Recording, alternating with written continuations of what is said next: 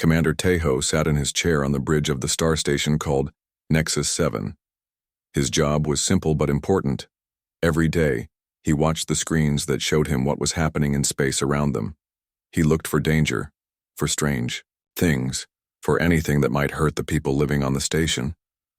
For 300 years, his people had been listening to the humans. The blue and green planet called Earth never stopped making noise. Radio signals flew through space like invisible rivers. The humans talked and talked and talked. They sent music into the dark. They broadcast their movies and their news and their arguments. Sometimes they even sent messages to empty space hoping someone would answer. Tejo had grown up listening to human voices. When he was a child, his father would tune the old radio to Earth's frequencies. They would sit together and listen to strange human music. His father would laugh at the silly things humans said. They never stop talking, his father used to say. Even when they sleep, their machines keep talking for them. Today felt like any other day. Tejo drank his morning tea and looked at the green lights on his screen. Each light showed a different world. Each world had its own pattern of signals. The Altarians sent careful, measured communications. The Kepler colonies used efficient data bursts. The trade stations chattered constantly about prices and cargo. And Earth? Earth was always the loudest. Hundreds of signals at once. Television, shows, radio music, internet data, satellite communications. It was like listening to a city full of people all talking at the same time. At exactly 1437 Galactic Standard Time, everything changed. Tejo was reaching for his tea when he noticed the green light that showed Earth signals had turned red. He frowned and tapped the screen. Sometimes the equipment had problems. Sometimes solar storms interfered with the signals. But when he ran the diagnostic, everything showed normal. The red light stayed red. Tejo called his assistant, a young woman named Bora, who was very good with the communication systems. Bora, come look at this. Something is wrong with the Earth readings. Bora hurried over and looked at the screen. She pushed several buttons and frowned. Commander, this is strange. The equipment is working fine, but I'm not getting any signals from Earth at all. What do you mean, no signals? I mean nothing. No radio, no television, no internet data, no satellite communications, nothing. Bora's voice sounded worried. It's like the entire planet just stopped talking. Tejo felt a cold feeling in his stomach. In 300 years of monitoring, Earth had never been quiet, not even for a few minutes. The humans had fought wars while still broadcasting their music. They had suffered natural disasters and kept their communication satellites running. When their moon had been hit by a large asteroid 50 years ago, they had broadcast the entire event live to the galaxy. Run a full system check, Tejo ordered. Check everything twice. For the next hour, Bora tested every piece of equipment on the station. She checked the big dish antennas that pointed toward Earth. She tested the computers that decoded the signals. She even checked the power systems to make sure everything was getting enough electricity. Everything worked perfectly. The problem was not with their equipment.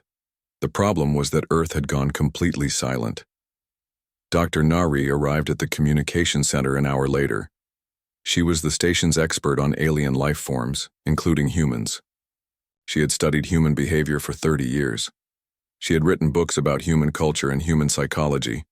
If anyone could explain what was happening, it would be her. Show me everything, Dr. Nari said. Bora brought up the displays that showed Earth's normal communication patterns. The screens showed 300 years of steady, constant signals. Music, television, radio, data streams, everything the humans had ever sent into space. Then at 1437 it all stopped. The line on the screen went flat, like the heartbeat of someone who had died. Dr. Nari stared at the screen for a long time. Her face grew pale. This is impossible, she whispered. What do you mean? Tejo asked. Humans don't do this. They don't go quiet. It's not in their nature. Dr. Nari pointed at the screen. Look at their history. They broadcast through wars. They broadcast through disasters. They broadcast through plagues. When their cities were burning, they kept talking. When their economies collapsed, they kept talking. When they discovered they were not alone in the galaxy, they talked even more. So, what does it mean? Dr. Nari was quiet for a moment. When she spoke, her voice was very soft. In my 30 years of studying humans, I have learned one thing above all others. Humans only stop talking when they are trying to hide, and humans only try to hide when something very, very dangerous is coming. The words hung in the air like a dark cloud. Tejo felt the cold feeling in his stomach grow stronger. "Contact the Galactic Council," he ordered. "Send them everything we have. Tell them that Earth has gone silent, and tell them what Dr. Nari just said." Over the next few hours, reports came in from other monitoring stations across the galaxy. Every station that had been listening to Earth reported the same thing. At exactly 1437 Galactic Standard Time, every signal from Earth had stopped. The news spread quickly through the galaxy's communication networks. On Kepler Station, the home of the Galactic Council, emergency meetings were called. Representatives from 47 different species gathered in the Great Council chamber. Some flew in from distant worlds, others joined by holographic projection. Ambassador Kang Day of the Meridian Collective stood at the center of the chamber. He was old and wise, and had served on the council for 50 years. He had seen wars and disasters and strange events, but he had never seen anything like this. "Fellow representatives," Kang Day said, his voice echoing in the large chamber, "we face something unprecedented. For the first time in recorded history, the human world has gone completely silent. Our experts believe this can mean only one thing." The chamber fell quiet. Representatives from different worlds looked at each other with worried faces. "If the humans have stopped talking," Kang Day continued, "then something is coming. Something so dangerous that even Earth's defenders have decided to hide." A representative from the Tau Collective, a tall being with blue skin named Wanbin, stood up. "How can we be sure? Maybe their equipment broke.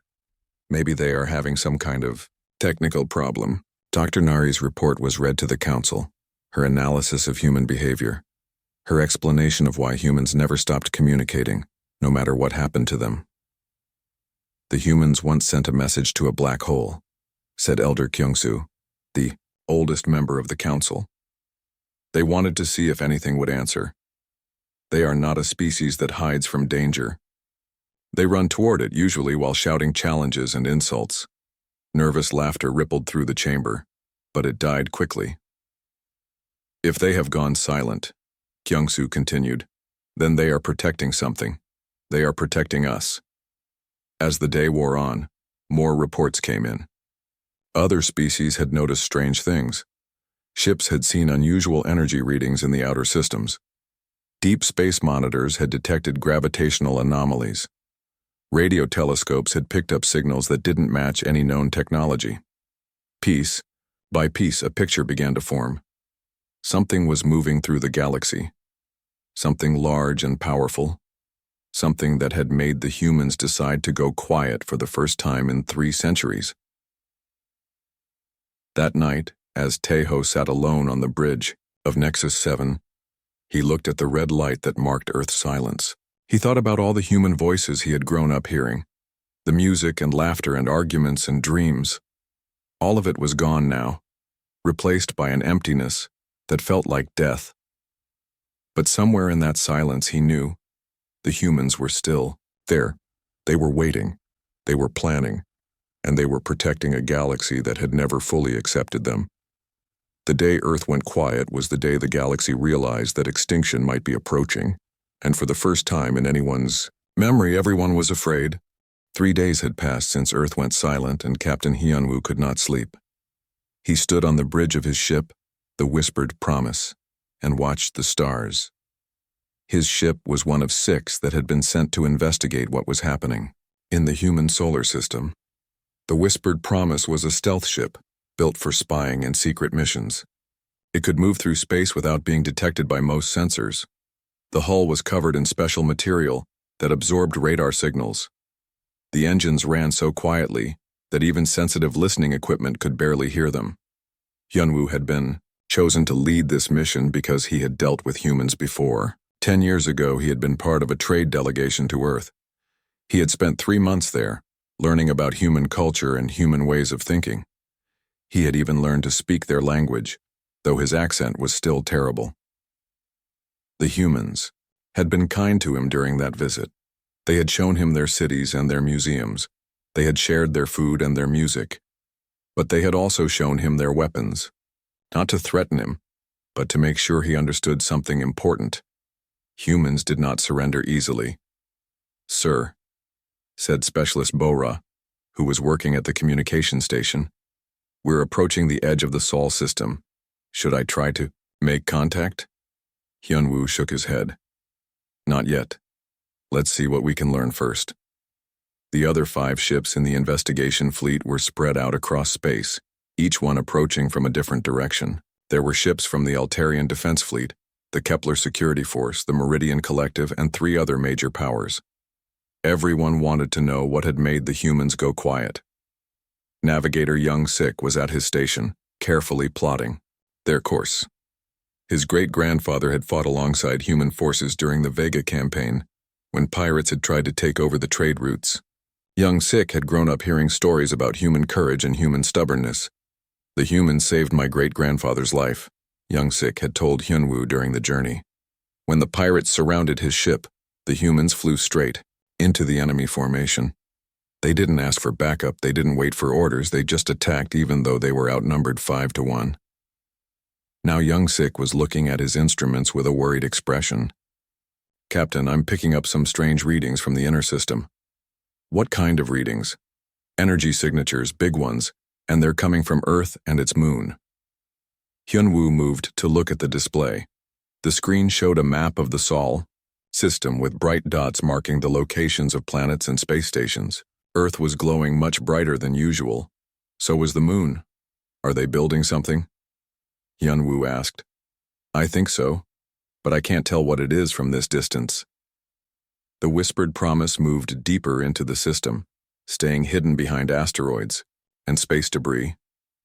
The other investigation ships were doing the same thing, all of them being very careful not to be detected.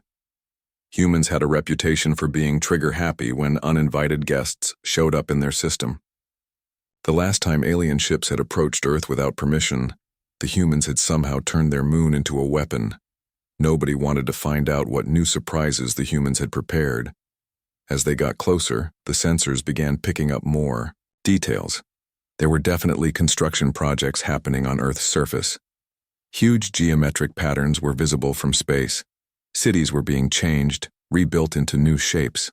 The polar ice caps showed signs of massive excavation. "This is incredible," whispered Dr. Ji-hoon, the fleet's expert on ancient alien technology. He was studying the sensor readings with fascination and growing alarm. "These patterns, I've seen them before." "Where?" Hyunwoo asked.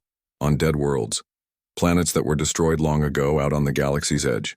Worlds that were consumed." A chill ran through the bridge. Everyone knew about the dead worlds on the galaxy's edge. Entire civilizations that had vanished without explanation, leaving only empty planets and strange geometric scars on the surface.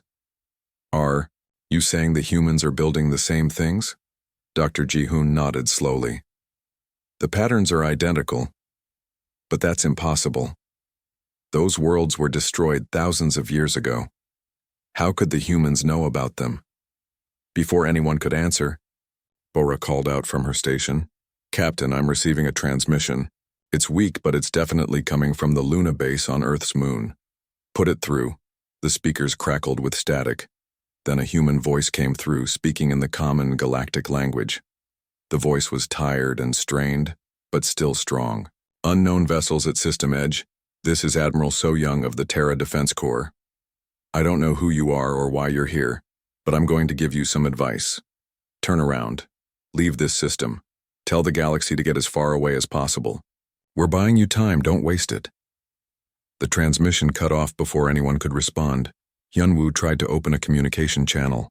"Luna Base, this is Captain Hyunwoo of the Galactic Investigation Fleet. Please respond. We're here to help." Silence. "Luna Base, please respond. We need to know what's happening." More silence. Young Sik looked up from his instruments. Captain, I'm detecting movement near Jupiter. Something big is coming toward the inner system. On the main screen, a new contact appeared. It was moving fast, much faster than any ship should be able to travel through space. As it got closer, the sensors began to make out details. It was not a ship. It was something else entirely. Dear ancestors, whispered Dr. Jihoon. It's one of them. It's a devourer. The thing on the screen was huge, larger than most space stations. Its shape was wrong somehow, like it had been designed by something that didn't understand how normal ships were supposed to look.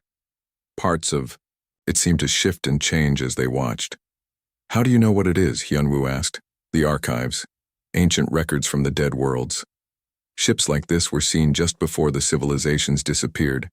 They called them devourers because they consumed everything. Planets, moons, entire solar systems. Bora was frantically working at her station, trying to get more information about the approaching object. Captain, this thing is massive. It's almost the size of Earth's moon, and it's not alone. More contacts appeared on the screen. Dozens of them, all moving toward Earth from different directions. The Devourer fleet was huge, larger than any military force the galaxy had ever seen. Now I understand, Dr. Jihoon said quietly. The humans didn't go quiet to hide from us. They went quiet to hide from them. They've been tracking this fleet, watching it approach. And they've been preparing. Hyunwoo stared at the screen, watching. The Devourer ships moved closer to Earth. The humans were outnumbered at least 50-1. Their planet was completely surrounded. They had no hope of escape, no chance of victory, but they were still there, still fighting, still building whatever weapons they thought might work against an enemy that had destroyed civilizations for thousands of years. Get me a secure channel to the other investigation ships, Hyunwoo ordered. We need to coordinate our observations. The galaxy needs to know everything about what happens here. Over the next few hours, the investigation fleet watched in amazement as more details became clear. The humans had been busy during their 3 days of silence. Every major city on Earth had been transformed into some kind of fortress. The space stations around the planet had been modified with new weapons and shields. Most surprising of all, the humans seemed to be using technology that nobody had ever seen before. Energy readings showed power levels that should have been impossible for such a young civilization. Where did they get this technology? Young-sik wondered. Dr. Jihoon had been studying the ancient archives all day, comparing what they were seeing with records from the dead worlds. I think they figured it out themselves, he said. Look at these patterns. The humans aren't copying the technology from the dead worlds. They're improving it. Improving it how? The dead civilizations tried to hide from the devourers. They built underground shelters and secret bases, but the humans are doing something different. They're not trying to hide. They're turning their entire planet into a weapon. As night fell on Earth, the investigation fleet received one more transmission. This time it was not from Luna Base. It was a general broadcast, sent on all frequencies, meant for anyone who might be listening. The transmission showed a human officer in a torn uniform, standing in what looked like a command center. Behind him, other humans were working frantically at control panels. Alarms were flashing red. This is Commander Sung-ho of the Human Resistance, the officer said. His face was tired, but determined. If you're receiving this message, then you know what's coming. The Devourers will be here soon. We've been tracking them for months, studying them, learning how they fight. The commander looked directly into the camera. We know some of you are watching from the edge of our system. We know you want to help. But don't. This is our fight. We've made our choice. Behind him, a technician called out. Sir, they're entering the outer system. Contact in 18 hours. Commander Sung-ho nodded. 18 hours, he repeated. That's how long we have to show these things that humans don't go quietly into the dark. We don't surrender. We don't run. We fight. The transmission ended. Hyunwoo looked around at his crew. Bora was crying silently at her station. 47 hours had passed since the investigation fleet first spotted the Devourer ships. The alien vessels moved through space like dark shadows, getting closer to Earth with each passing minute. Captain Hyunwoo had not left his bridge during that time. None of his crew had slept. They were not the only ones watching. Ships from across the galaxy had arrived at the edge of the Sol system. Military vessels, research ships, news broadcasters, even private citizens who had come to witness what might be humanity's final battle. But they all kept their distance. Everyone remembered what happened to uninvited guests in human space. Cryptographer Minnie was working at a special station that had been set up to monitor human communications. She had been trying for hours to break through the communication blackout that Earth had maintained. The humans had gone completely silent to the rest of the galaxy, but Minnie was hoping they might still be talking to each other. "Captain," Minnie called out suddenly. "I'm detecting a data burst from Earth's surface. It's heavily encrypted, but it's definitely human. Can you decode it?" Minnie's fingers flew over her keyboard. She was one of the best code breakers in the galaxy, trained in dozens of different encryption systems. But human codes were always tricky. Humans had a talent for making their communications almost impossible to understand, even when they weren't trying to hide anything. "Give me some time," she said. "This is complex." While Minnie worked, the rest of the fleet watched the approaching Devourer ships. There were more of them now, at least 100 large vessels and countless smaller ones. They moved in formation, like a pack of hunters surrounding their prey. Dr. Ji-hoon was studying the enemy ships through long-range sensors. "These things are ancient," he reported. "Some of them show battle damage from fights that happened thousands of years ago. They've been doing this for a very long time." Navigator Young-sik was tracking the movement of both fleets. "The Devourers will reach Earth's orbital space in about 6 hours. The humans are not moving to intercept them. They're staying close to their planet." "Smart," said Specialist Bora. "The humans know they can't win a battle in open space. They're going to make the enemy come to them."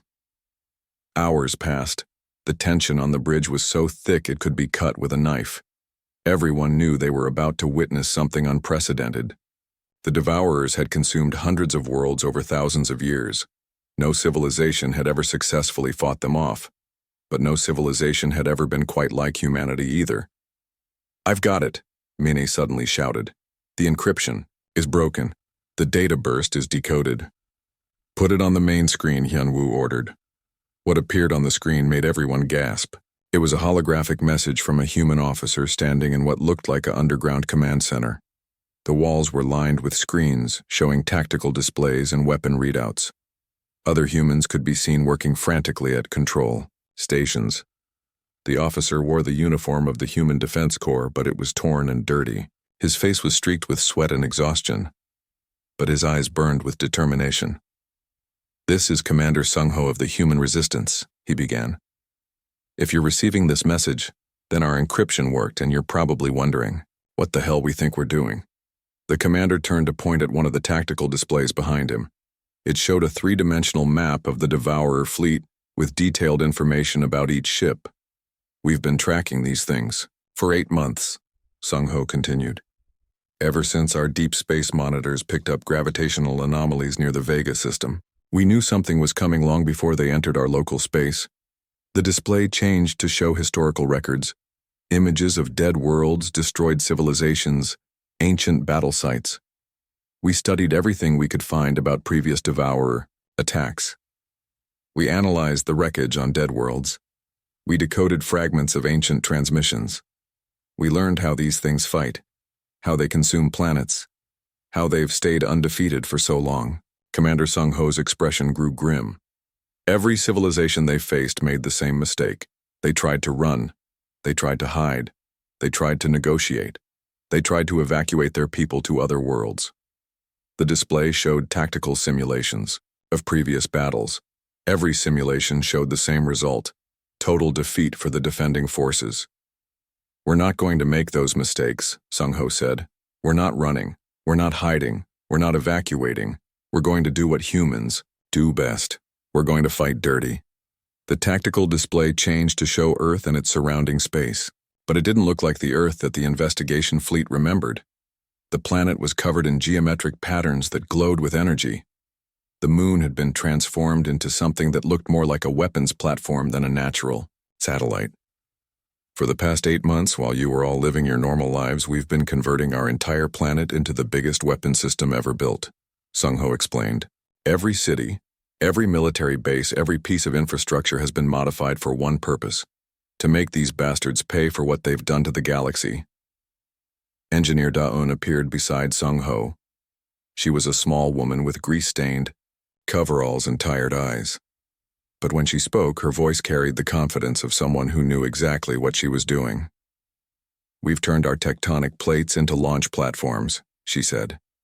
"Our ocean floors are now missile bases. Our atmosphere has been weaponized with defensive particles. Our magnetic field has been converted into a planetary shield generator." She gestured toward another display that showed the internal structure of Earth. It looked like someone had rebuilt the entire planet from the inside out. "We've installed fusion reactors at strategic points around the globe," Da-eun continued. "If we need to, we can overload them and turn the whole planet into a bomb. Not a small bomb, a planet-sized bomb." Commander Sung-ho stepped forward again. "We know what you're thinking. You're thinking this is suicide. You're thinking we've lost our minds. You're thinking there has to be another way."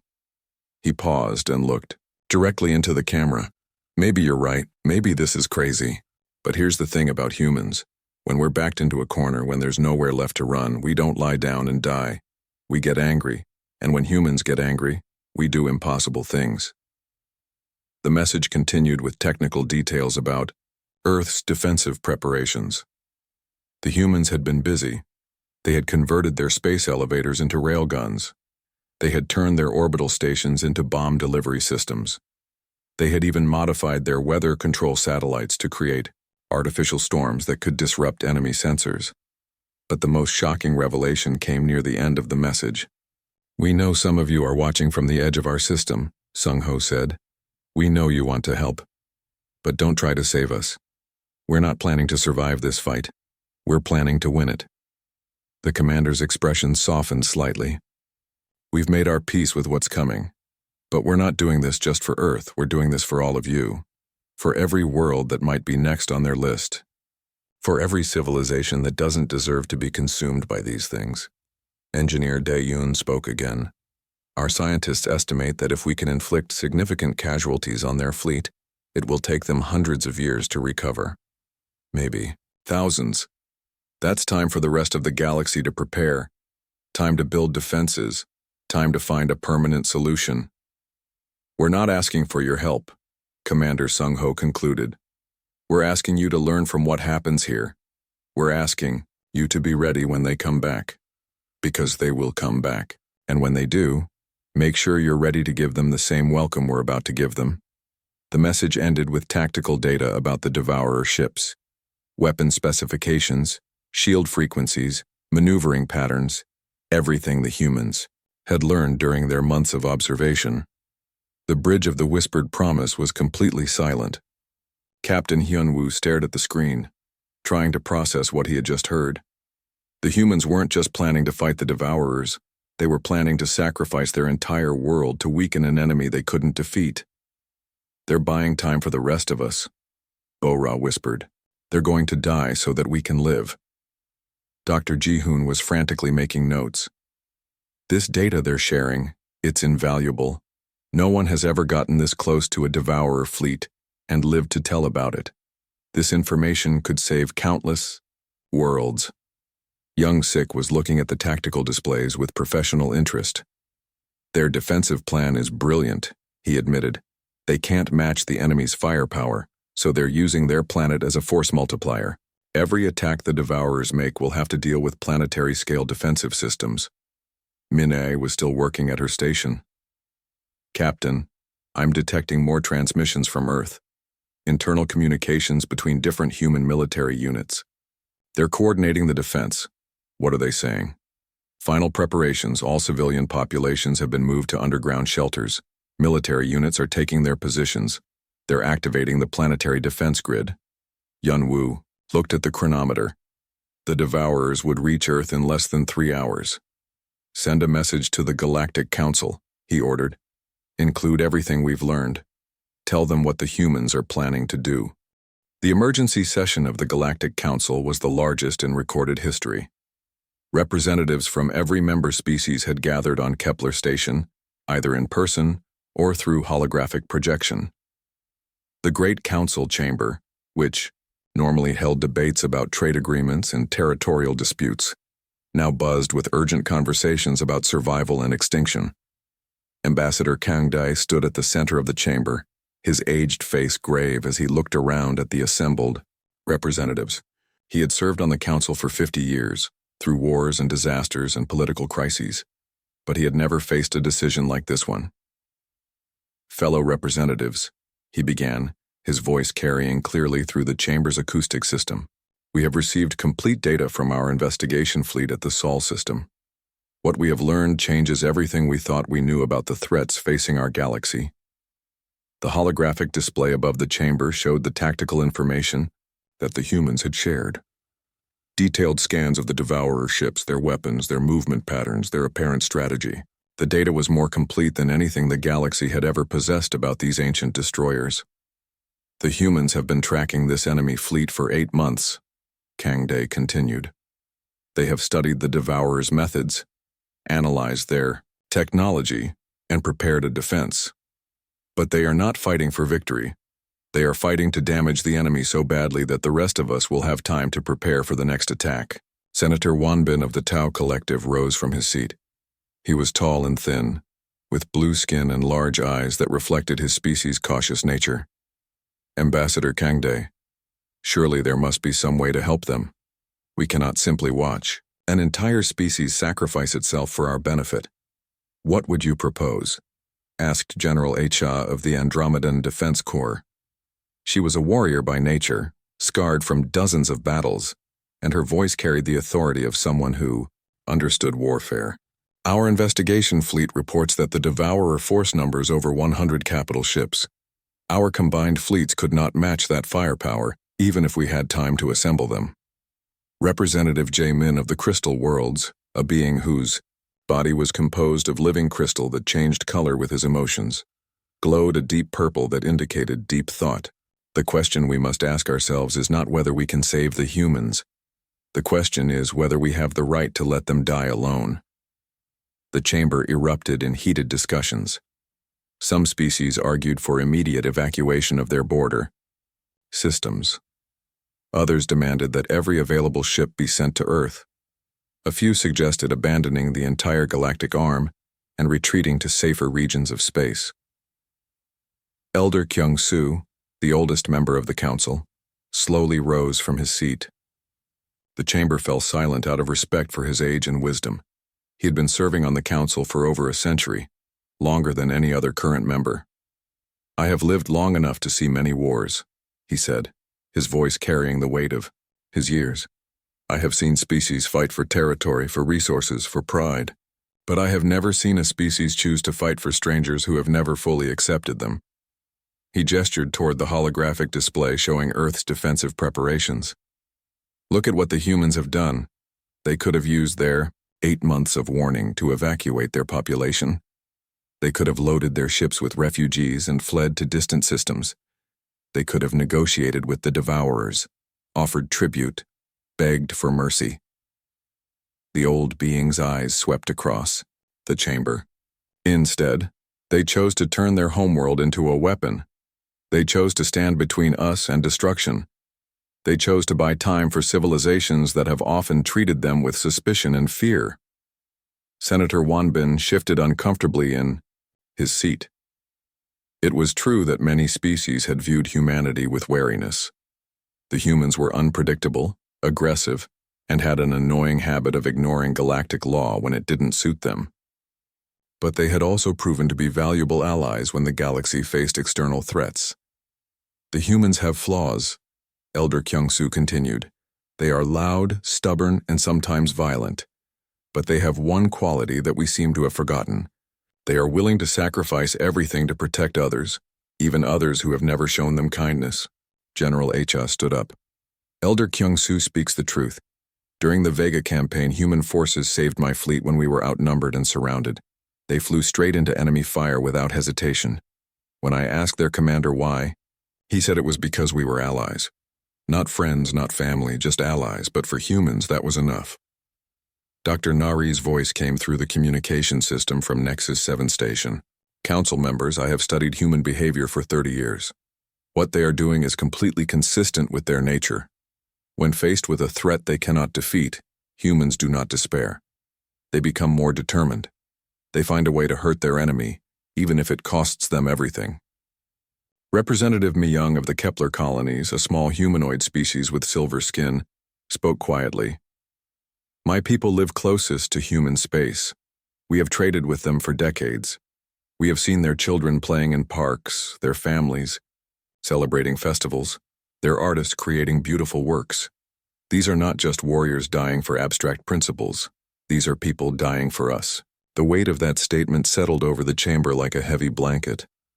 Philosopher King Jaemin's crystalline body shifted to a deep red color, indicating strong emotion. If we abandon them now, he said slowly, what does that make us? What does it say about our civilization, that we would let brave beings die alone while we run to safety? The debate continued for hours. Some argued that sending aid to Earth would be suicide. Others countered that hiding while others died was cowardice. Military experts analyzed the tactical situation from every angle. Diplomats searched for alternative solutions that didn't exist. Finally, Admiral Sung Jae of the Combined Fleet stood to address the council. He was relatively young for such a high position, but his tactical brilliance had earned him respect throughout the galaxy. His species, the Centaurians, were known for their logical approach to warfare. Fellow representatives, he said, we are approaching this problem incorrectly. We keep asking whether we can save the humans. But that is not the question we should be asking. The chamber fell silent, waiting for his explanation. The humans are not fighting to be saved, Admiral Sung Jae continued. They are fighting to weaken an enemy that threatens all of us. The question we should be asking is, what happens after their battle is over? He activated the holographic display to show tactical projections. Our analysis suggests that the human defense will inflict significant casualties on the Devourer fleet, but the surviving enemy ships will still be formidable. When they emerge from the Sol system wounded and angry, where will they go next? The implications were clear. The Devourers would need to recover from their battle with humanity. They would need new resources, new energy, new prey, and the closest inhabited systems would be the first targets. The humans are buying us time, Admiral Sung Jae said. Time to prepare, time to coordinate, time to show these ancient destroyers that the galaxy has changed since their last great harvest. Captain Hai Jin of the Meridian Defense Force suddenly stood up. She was young and had only recently been promoted to command rank, but she had inherited her grandfather's reputation for courage. Admiral Sung Jae is correct, she said. We cannot save Earth, but we can make sure that the human sacrifice means something. We can be ready for the Devourers when they emerge, weakened and damaged. She looked around the chamber with fierce determination. I volunteer to lead the first wave. My ship and crew are ready to face whatever comes out of human space. We will not let their sacrifice be wasted. The offer sparked something in the chamber. One by one, other military commanders stood up to volunteer their ships and crews. Scientists offered to share their research on anti-devourer weapons. Engineers proposed modifications to existing ships that might give them an advantage. Within hours, the largest combined fleet in galactic history was being assembled. 47 species contributed ships, weapons, personnel, and resources, not to save Earth, but to ensure that when the Devourers emerged from their battle with humanity, they would face united resistance. The planning session continued through the night. Fleet positions were assigned. Communication protocols were established. Supply lines were organized. Scientists shared theoretical weapons that had never been tested. Engineers designed new ship configurations optimized for fighting Devourers. But beneath all the technical discussions, everyone understood the emotional weight of what was happening. For the first time in galactic history, all the major species were working together toward a common goal, and they were doing it to honor the sacrifice of a species that many of them had never fully trusted. As dawn broke over Kepler Station, the final plans were approved. The combined fleet would take position at a safe distance from the Sol system, waiting for the battle to end. They would monitor the engagement, learn from human tactics, and prepare to intercept the surviving devourer ships. Ambassador Kang Day delivered the closing statement of the session. Today we have learned something about ourselves. The battle began at 11:47 Galactic Standard Time on what history would remember as the Day of Defiance.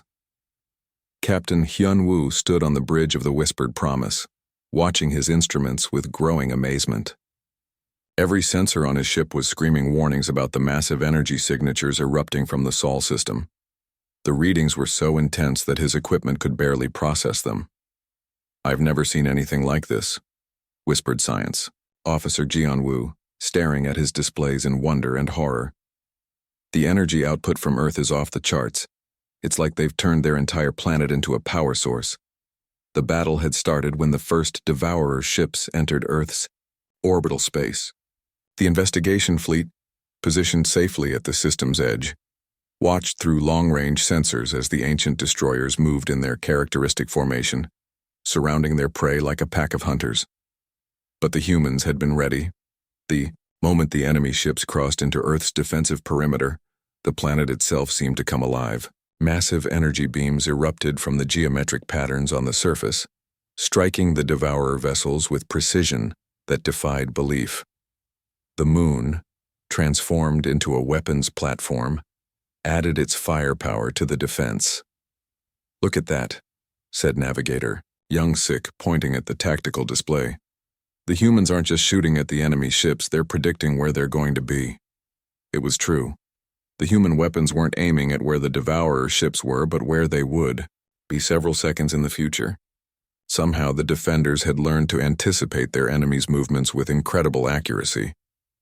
Dr. Ji-hoon was frantically taking notes, trying to understand what he was seeing. "This is impossible. The Devourers have been using the same tactical patterns for thousands of years. How could the humans have figured them out in just 8 months?" The answer came from cryptographer Min Ai, who had been monitoring human communications throughout the battle. "They've been studying ancient battle records," she reported. "Every engagement the Devourers have ever fought. They found patterns that nobody else noticed. On the main screen, the battle raged with an intensity that shook space itself. The Devourer ships, each one larger than a city, pressed their attack with the confidence of predators who had never known defeat. But for the first time in millennia, they were meeting resistance that seemed to anticipate their every move. When the Devourers tried to overwhelm Earth's defenses with mass bombardment, the planet's atmosphere itself fought back. The humans had weaponized their air, filling it with particles that disrupted energy weapons and confused targeting systems. Enemy beams that should have devastated the surface instead scattered harmlessly across the sky. When the attackers attempted to land ground forces on Earth's continents, they discovered that the humans had prepared surprises there too. The tectonic plates had been turned into launch platforms, sending massive projectiles into the enemy formations. The oceans themselves had become weapons, with underwater installations firing missiles from hidden bases on the sea floor. "They're using their entire world as a weapon," Jian-woo said in amazement. "Every mountain, every ocean, every piece of land is part of their defense system." The battle continued for hours, and with each passing moment, it became clear that this was unlike any engagement in recorded history. The Devourers, accustomed to overwhelming their enemies quickly, found themselves locked in a grinding fight against defenders who refused to break. But the cost was terrible. Earth's surface was scarred by enemy bombardment. Entire cities disappeared under alien fire. The beautiful blue and green planet was slowly turning brown and gray as its atmosphere filled with smoke and debris. Yet the humans fought on. "I'm receiving a transmission," Bora called out suddenly. "It's from Earth's surface." "Put it through." Admiral So Young appeared on the screen, broadcasting from what looked like a bunker deep underground. Her uniform was singed, and her face was covered in soot, but her voice was steady and strong. "All stations, this is Terra Command. We are now 72 hours into the engagement. Enemy casualties are running at approximately 40%. Our casualties are acceptable." So, Admiral paused, and for a moment her composure cracked slightly. Everyone watching knew that acceptable probably meant that most of Earth's population was already dead. We are initiating Phase 3 of the defense plan, So Young continued. All remaining civilian personnel should proceed to the deepest shelters immediately. Military units prepare for final protocols. The transmission cut off, leaving the investigation fleet to wonder what Phase 3 might involve. They didn't have to wait long to find out. The energy readings from Earth suddenly spiked to levels that made the previous bombardment look like a gentle rain. The geometric patterns on the planet's surface began to glow with an intensity that was visible even from the edge of the system. "What are they doing?" Young-Sik whispered. Dr. Ji-hoon was studying the sensor readings with growing alarm. I think they're overloading their planetary power grid. They're channeling every bit of energy they have into one massive attack." The attack, when it came, was beyond anything anyone had ever witnessed. The entire planet seemed to become a weapon, firing beams of pure energy that cut through space like swords of light. The beams struck the remaining Devourer ships with devastating effect, tearing through hulls that had withstood countless battles over thousands of years. For a moment, it looked like the humans might actually win. Then the sensors detected something that made everyone's heart sink. More Devourer ships were approaching from the outer system, reserves that had been held back from the initial assault. The enemy had been testing Earth's defenses, learning their capabilities, preparing for a final overwhelming attack. "There are too many of them," Jianwu said quietly. "Even after all this, there are still too many." The second wave of Devourers struck Earth with the fury of beings who had been humiliated by primitive creatures. Their bombardment was systematic and merciless, targeting the power sources that fed the planet's defensive systems. One by one, the geometric patterns on Earth's surface went dark, but the humans had one last surprise. The final transmission from Earth came not from Admiral So Young or Commander Sung Ho, but from Engineer Da Yoon. She was in what looked like a reactor control room surrounded by warning lights and emergency klaxons.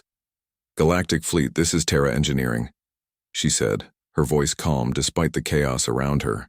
"We're about to implement our final contingency. Tell the galaxy that we tried. Tell them that humans don't surrender." She reached for a control panel covered in red switches. "Tell them that we gave everything we had, and tell them to be ready, because these bastards are about to have a very bad day." Daeun threw the switches. The explosion that followed was visible from 3 star systems away. Earth's surface erupted in a chain of fusion detonations as every power reactor on the planet overloaded simultaneously. The blast was so powerful that it tore through space-time itself, creating gravitational waves that shook every ship in the Sol system. The Devourer ships caught in the explosion were simply annihilated. Others further away were crippled by the massive energy release. The ancient fleet that had terrorized the galaxy for millennia was reduced to a fraction of its former strength in a matter of seconds. When the explosion finally faded, Earth was gone. In its place was the expanding cloud of debris and superheated gas. The moon, somehow still intact, drifted alone through the wreckage of what had once been humanity's homeworld. The surviving Devourer ships, perhaps 30 vessels out of the original 100, limped away from the devastation. They had won technically, but at a cost that would haunt them forever. Admiral So Young's final transmission came from Luna Base, broadcast on all frequencies. Sol defense to Galactic Fleet. Package delivered. Hostiles reduced to approximately 30% combat effectiveness. We've given you everything we have. The rest is up to you. Earth out. The signal died, and with it, the last electromagnetic signature from humanity's homeworld. But the human sacrifice had not been in vain. When the surviving Devourers emerged from the Sol system 3 days later, they found the largest fleet in galactic history waiting for them. The combined forces of 47 species met the ancient destroyers in the Proxima system. The battle lasted only 6 hours. The Devourers, weakened and demoralized by their encounter with humanity, were no match for a united galaxy that had learned from the humans' example. The last Devourer ship was destroyed at 1623 Galactic Standard Time, exactly 1 week after Earth went silent. In the aftermath, as memorial architects began planning monuments to humanity's sacrifice, the galaxy struggled to understand what had happened. A single species, outnumbered and outgunned, had inflicted more damage on the Devourers than the rest of the galaxy combined. But perhaps Elder Kyung-Soo said it best in his address to the memorial service. We came here today to mourn the death of humanity, but I think we are mourning the wrong thing. Humanity is not dead. It lives on in every ship that stands ready to defend the innocent. It lives on in every species that chooses to fight rather than flee. It lives on in the knowledge that extinction is not inevitable. It is a choice. The old being looked up at the stars where Earth's debris cloud was still visible as a faint glow.